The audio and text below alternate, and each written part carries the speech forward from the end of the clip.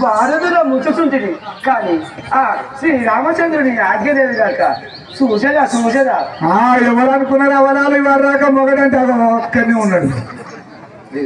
అప్పుడు మెల్లగా శ్రీ రాజా రామచంద్ర భగవానికి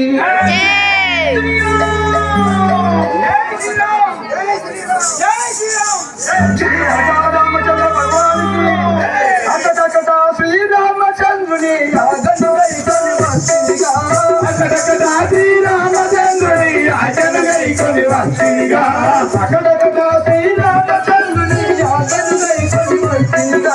అకటకట శ్రీరామచంద్రుని యాచనగైకొని వస్తుందిగా